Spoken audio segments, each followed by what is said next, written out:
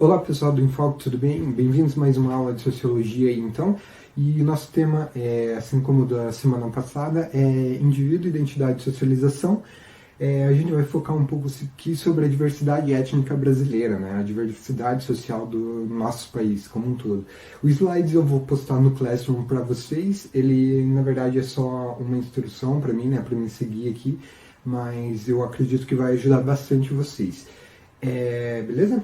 Então vamos lá. No segundo slide aqui, pessoal, vocês já tem um quadro de introdução ali que já diz tudo, né, sobre o tema da aula. A chegada dos europeus, né, dos portugueses aqui no Brasil, ali numa enseada, numa praia, e os indígenas esperando eles, né. Ali, tem até um livro bem interessante, né, que às vezes cai questões no vestibular sobre, que é a Carta de Pero Vaz de Caminha ao Rei de Portugal, né, que o Pero Vaz de Caminha acompanha Pedro Álvares Cabral no navio, né, quando eles chegam aqui no primeira noite, se eu não me engano. Pedro Vaz de Caminha, ele escreve então uma carta ao rei de Portugal, falando do primeiro contato ali deles com o pessoal que estava ali na praia, né, segundo eles estavam bem à vontade, ou seja, pelados, né, mulheres e homens pelados, etc. Fala sobre a primeira noite que eles passam ali ancorados na Bahia, né, na Bahia que eles conseguiram achar ali para ancorar os navios. É muito interessante. Então esse quadro ali do segundo slide já diz tudo sobre o tema da aula, né? A diversidade brasileira é complexa mesmo. Então há até uma frase de Antônio Carlos Jobim que o Brasil não é para iniciantes, não é para amadores, né? O que se quer dizer que não é qualquer cientista social que pode estudar o Brasil, né? E é interessante como bastante cientistas sociais brasileiros se debruçaram sobre esse tema, né? Justamente o principal tema das ciências sociais no Brasil é justamente a diversidade social brasileira. Porque aqui a gente sabe que a tríade principal que compõe a nossa sociedade é justamente povos do continente africano, europeus e indígenas, né? Então aqui a gente tem uma diversidade enorme, né? No terceiro slide ali, o Brasil desde o início é justamente isso, né? A nossa diversidade étnica e social é consequência justamente do nosso processo histórico de formação. Aqui não só portugueses chegaram, mas holandeses, espanhóis, também cientistas no século XIX, cientistas vindos da Alemanha, da Inglaterra, França, etc., que vieram também para ficar e morar aqui, né, trabalhar aqui nas Américas e principalmente no Brasil, né, que apresentava uma diversidade indígena enorme, chamou a atenção desses cientistas. Então a gente sabe que o nosso país é completamente complexo em relação à composição social. Dependendo do ponto cardeal onde a gente está, a gente encontra uma série de tradições, etc, né, de costumes, etc. No slide número 4, vocês têm um mapa de uma empresa de imigração, né, mostrando algumas rotas para imigrantes japoneses entrarem no Brasil, né. E interessante, no começo do século XX, no final do século XIX, a gente sabe que tem um processo completamente intenso de imigrantes entrando no Brasil, né, principalmente imigrantes europeus. Com o final da escravatura, uma série de trabalhadores começam a vir para cá, né, com a esperança de encontrar trabalho livre e assalariado, né. Aqui eu tenho um livro bem interessante, que é um boletim especial do Instituto Histórico Geográfico e Etnográfico Paranaense. Não sei se fica invertido para vocês a imagem, mas é um livro muito interessante, a edição de 1971, né? E é uma edição comemorativa justamente sobre a imigração polonesa aqui no Paraná. E é muito interessante porque tem até algumas questões arqueológicas nesse livro aqui. E eu acho muito legal ele.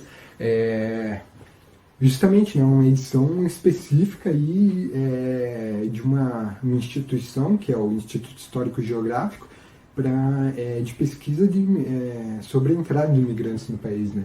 Então, para a gente perceber aí a importância, né, da imigração para o país. No slide número 5, vocês têm o tema seria processo cultural. O que isso quer dizer? O que eu quis passar com esse tema, né?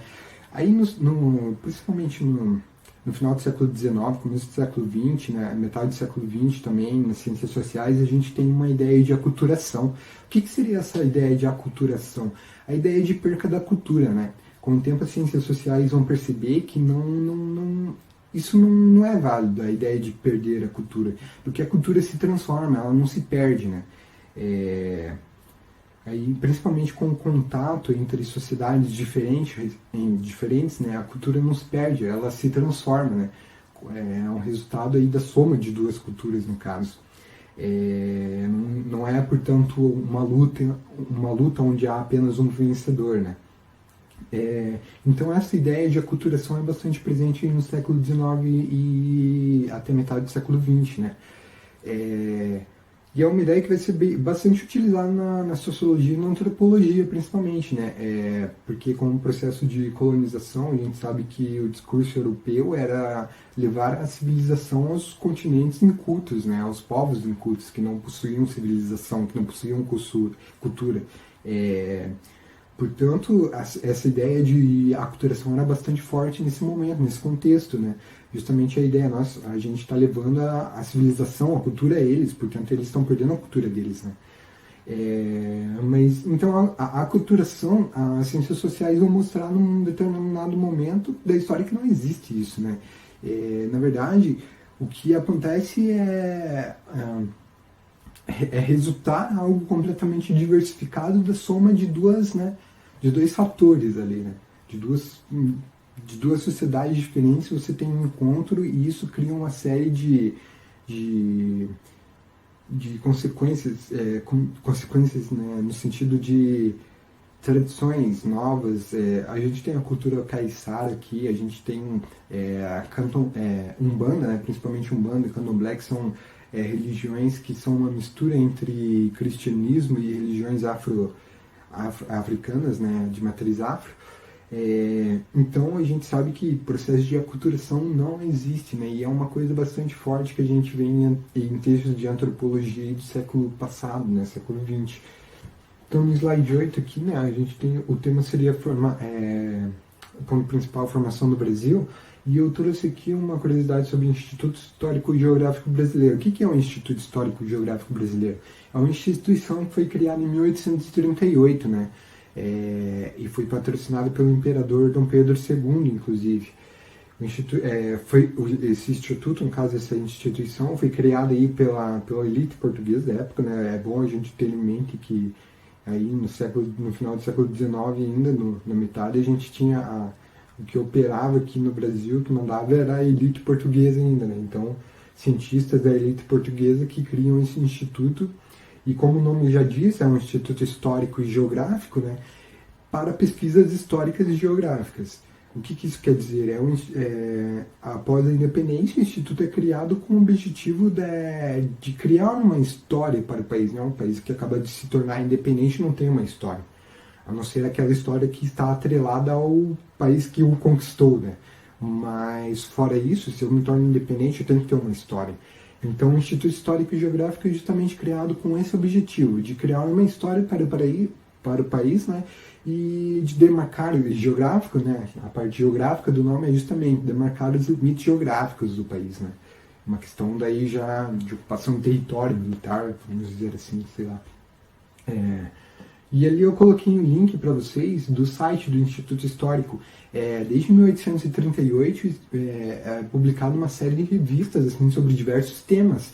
E no site vocês encontram essas revistas desde quando o Instituto foi criado, inclusive a ata de criação, né, do Instituto. E é muito interessante, vale a pena vocês pesquisarem. Então, o Instituto Histórico justamente está aí para a criação foi criado justamente para a criação da história do país, né? E os principais historiadores que trabalharam ali no Instituto Histórico, né? Um dos principais, que eu trago ali no próximo slide, slide número 9 para vocês, é João Capistrano de Abreu. Capistrano de Abreu, ele foi um historiador ali que trabalhou no Instituto Histórico, ele nasceu no Ceará, né? E a principal teoria de João Capistrano de Abreu é o seguinte: o Brasil é uma tríade, né? Ele é formado pelo indígena, pelo povo que veio da África, importado, né, para trabalho escravo, e o português, os europeus, né? E Capistrano vai propor isso, né? Para escrever uma história do Brasil, a gente tem que focar nisso, a gente tem que focar nessa tríade, a gente tem que olhar e estudar as diversas composições étnicas do nosso país para a gente poder criar a história do país, né? E ali no slide número 9, vocês têm daí a frase, né? O Brasil não é para principiantes, de Antônio Carlos Jobim, que é justamente isso. O Brasil não pode ser compreendido por qualquer cientista social. Para compreender o Brasil, você tem que estudar toda essa complexidade, né? O que entrou, o que saiu, o que permaneceu no nosso país, né? No slide número 10, pessoal, a gente tem o tema principal, estudo sobre a formação do Brasil. Um dos cientistas que eu coloquei ali, Raimundo Nina Rodrigues, ele foi um médico que contribuiu para a medicina legal. Medicina legal bastante relacionada à antropologia física ali, né? A gente vai ver depois na próxima aula, que a gente vai entrar em antropologia, a gente vai ver a separação entre antropologia, o que é antropologia, o que é antropologia física, antropologia linguística, né? etc, etc. Mas então ali o Raimundo Nina Rodrigues, ele estudou principalmente as populações negras da Bahia, principalmente a religião desses grupos, né, de escravos que foram trazidos para cá. Então, só que ele também ele contribuiu para mostrar a diversidade, né, dos segmentos, né, da religião, dos segmentos dentro das religiões de matriz afro, mas também ele foi um médico bastante voltado para as ideias racistas, assim. Então ele tentava querer provar que como o negro era inferior, né, por questões físicas, etc, etc, mentais, ele queria tentar provar que o negro era inferior, né. A única coisa que ele conseguiu contribuir bastante, assim, é justamente para mostrar que dentro das religiões africanas havia uma diversidade enorme, né? Então havia diversos cultos, referentes a divindades diferentes, etc. E formas diferentes de se portarem relacionadas a esses cultos, etc, etc. Né? Em relação a isso, ele contribuiu bastante. Pena que ele foi um médico aí voltado para as ideias racistas, né? Principalmente ideias de psicologia de massa que vinha da Itália aí no começo do século XX, né? Ali no próximo intelectual, então, que estuda a formação do Brasil é Gilberto Freire, né? A gente não pode deixar de falar de Gilberto Freire, com a sua principal obra, Casa Grande Senzala, né? Ali Gilberto Freire vai mostrar que o jeito brasileiro é um jeito específico, né? Justamente por causa da nossa formação. A gente tem lá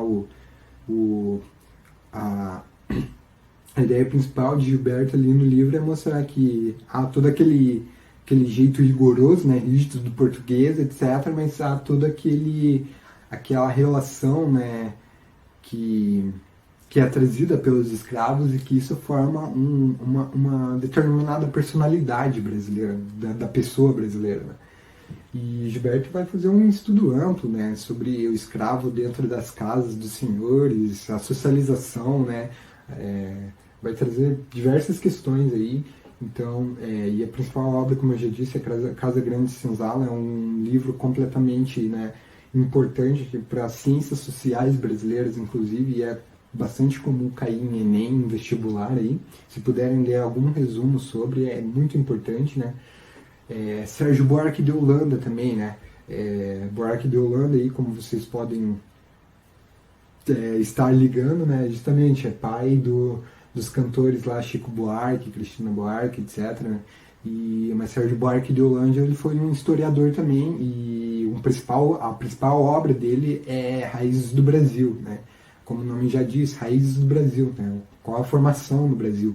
E nesse livro o Sérgio Buarque vai mostrar, não, a gente também tem uma personalidade X. O brasileiro, ele é um homem cordial. A principal palavra que vocês vão encontrar bastante aí quando vocês ouvirem falar de Sérgio Buarque de Holanda. O brasileiro é um homem cordial, né? O que é o cordial? O cordial vem de coração, né? De core, do latim de core, cordial. que isso quer dizer? Isso quer dizer que é o jeitinho brasileiro, né? É justamente como que é? Aquela característica negativa que marca, sabe? O jeitinho brasileiro é o homem cordial. A gente tem uma forma de lidar com a política, a gente tem uma forma de lidar com o estrangeiro, a gente tem uma forma de se socializar, né? E esse jeitinho brasileiro, ele é malandro, às vezes ele é bom, às vezes ele vai pro lado ruim, né? Etc, etc. E, né, porque Sérgio Buarque de Holanda, ele estudou bastante, a gente viu na aula passada, eu mencionei sobre Weber, que Weber estudou o patrimonialismo. O patrimonialismo é justamente o fenômeno onde, principalmente políticos, se apropriam dos meios que seriam do Estado para satisfazer fins próprios, né? Então, o Sérgio Buarque de Holanda estuda o patrimonialismo brasileiro e vai mostrar que, né, o homem cordial é justamente o homem patrimonialista, né? Aquela classe política brasileira que se apropria dos recursos do governo e do Estado a fins próprios. Então, aí um estudo a obra Raízes do Brasil é muito importante aí para compreender. Sérgio Buarque de Holanda, então, é um dos três. Aí a gente falou sobre Raimundo Nina Rodrigues, né? Daí falamos sobre Gilberto Freire, agora Sérgio Buarque de Holanda, Capistrano de Abreu também, não podemos esquecer, né? Gente, outro estudioso, muito, só que na área da antropologia agora é Roberto da Mata. Não sei se aí aparece para vocês invertido o nome, mas esse livro é Carnavais, Malandros e Heróis. Justamente é um estudo sobre o carnaval, né? Roberto da Mata foi um antropólogo, sociólogo brasileiro aí, né? Muito importante para as ciências sociais no Brasil aí no século XX.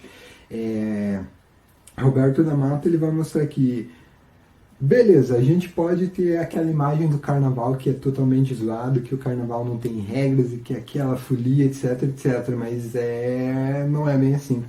Da Mata vai mostrar que o carnaval perpetua muita hierarquização e isso está mesmo na forma como, sei lá, como as escolas, né? Existem escolas que possuem poder aquisitivo, as pessoas mesmo que vão assistir o carnaval, as pessoas que possuem dinheiro ficam num lugar específico, é como se fosse um camarote, né? Então o carnaval não é tanta folia assim, tanta liberação, né? E pode ser até uma inversão das ordens, né? Onde a gente pensa que o pobre vai se fantasiar de rico e vice-versa.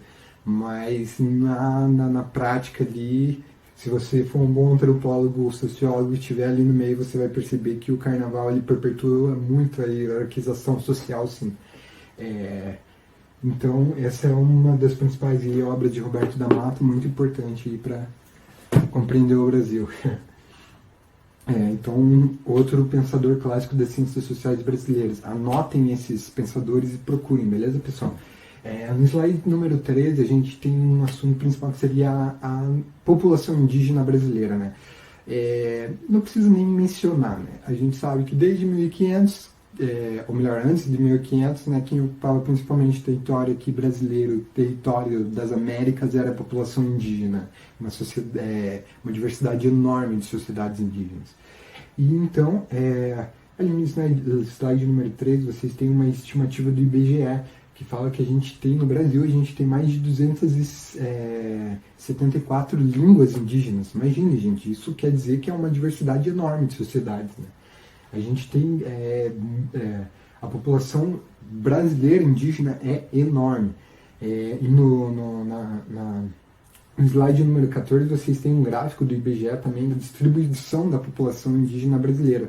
E é interessante, e esse gráfico aí é bom para vocês treinarem um pouco aquelas questões de interpretação de gráfico.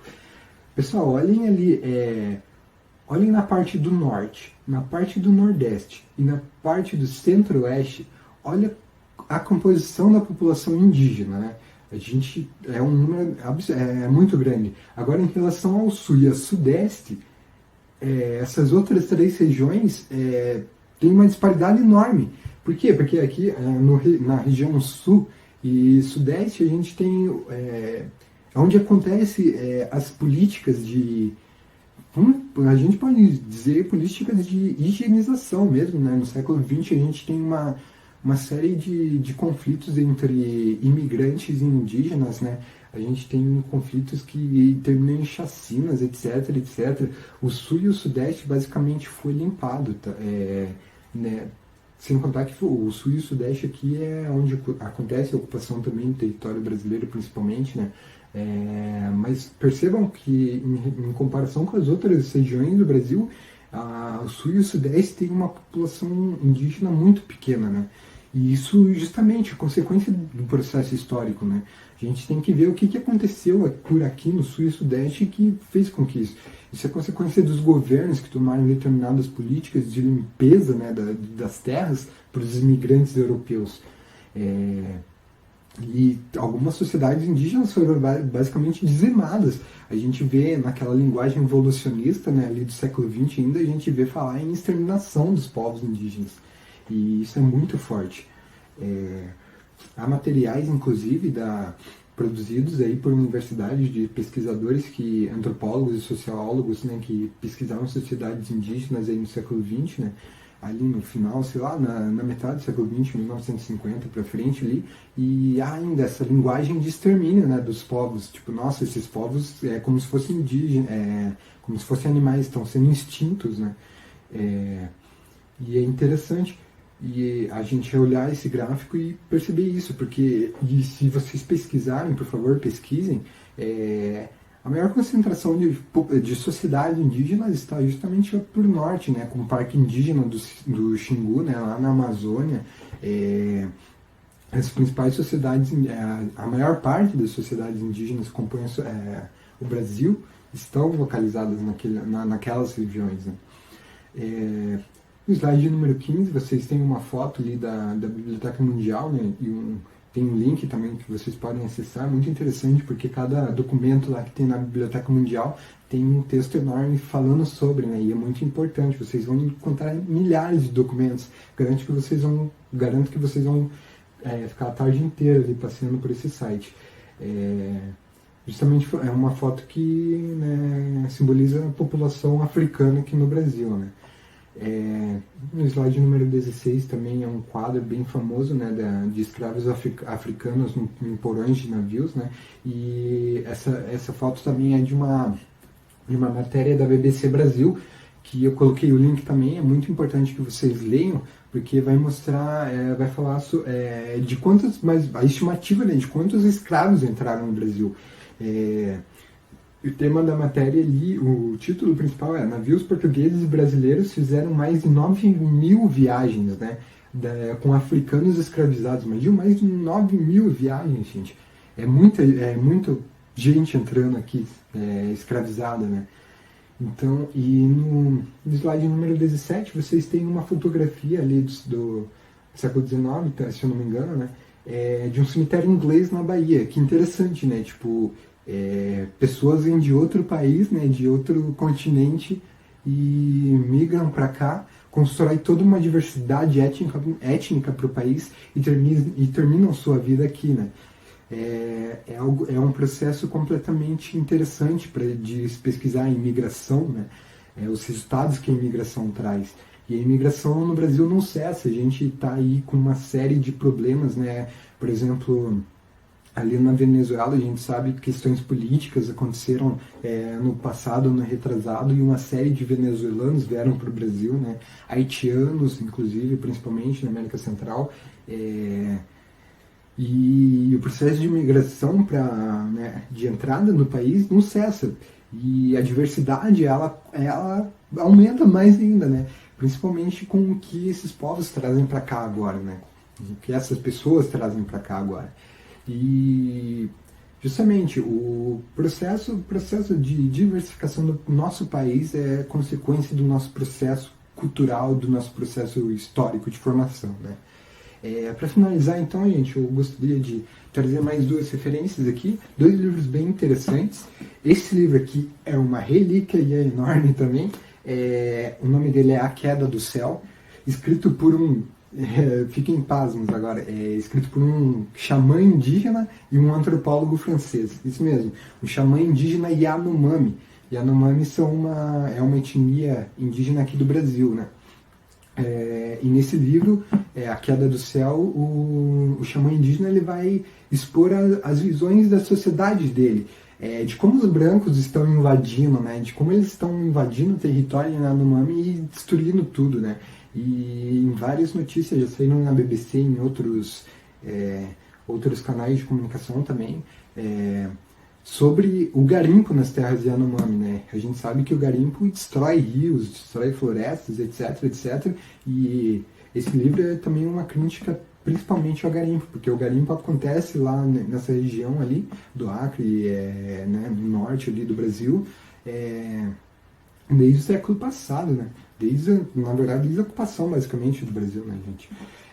E esse livro é muito interessante. Se eu não me engano, eu acho que vocês vão achar em PDF na internet. Então, o nome dele é A Queda do Céu, escrito por Davi Kopenawa, e xamã indígena, e Yanomami, e Bruce Albert, que seria um antropólogo francês. Já esse outro livro aqui se chama Inimigos Fiéis, de um antropólogo brasileiro, Carlos Fausto, História, Guerra e Xamanismo na Amazônia. Ou seja, né, é um livro de antropologia, né, de etnografia. Etnografia é uma palavra que a antropologia utiliza para denominar aqueles trabalhos que são feitos sobre sociedades indígenas, né? Então esse livro é um livro grande, também uma relíquia, que é justamente sobre uma sociedade indígena, sobre o modo de vivência, sobre o modo de socialização, o modo de enxergar o mundo dessa sociedade, né? Então esse livro é bem interessante, eu acho que vocês devem encontrar aí na internet, em PDF também. Esses livros eu estou trazendo para mostrar assim como há trabalhos sobre, né, a diversidade do nosso país, trabalhos sobre sociedades indígenas principalmente, né, no caso desses dois livros aqui, e que são livros que mostram realmente a visão do mundo daquelas sociedades. Então aqui a gente vai ver uma série, sei lá, determinados tópicos que vão falar sobre rituais, né? Rituais de amadurecimento, rituais de inserção na sociedade, etc, etc. Então são livros bastante interessantes aí. Eu vou deixar para vocês alguns links, talvez também de alguns pensadores das ciências sociais brasileiras, né? Para vocês lerem alguns artigos também sobre religiões africanas, sobre antropologia indígena, né, que é bastante interessante vocês conhecerem, principalmente atualmente, porque os direitos indígenas avançaram enormemente, isso é muito bom, e avançaram e retrocederam, né, por questões que não cabem aqui a gente discutir, mas então eu vou passar alguns links para vocês de artigos e textos sobre livros também, né, alguns vídeos, etc, os filmes. E, pessoal, espero que vocês tenham gostado dessa aula. Então, essa aula foi focada na diversidade social brasileira. Na próxima aula a gente vai entrar em antropologia definitivamente, né? A gente vai ver o que é antropologia. Antropologia é outra ciência que compõe as ciências sociais, né? Então a gente vai ver o que é antropologia, né? Vai estudar um pouquinho aí o processo de formação da antropologia, antropólogos brasileiros principalmente, e esses dois livros aqui é bom vocês pesquisarem então, porque são também de antropólogos, né? E é muito interessante mesmo. Mas é isso. Muito obrigado e espero que vocês tenham gostado da aula. Qualquer dúvida vocês mandem no WhatsApp ou mandem no e-mail, beleza? E a gente se fala. Até mais.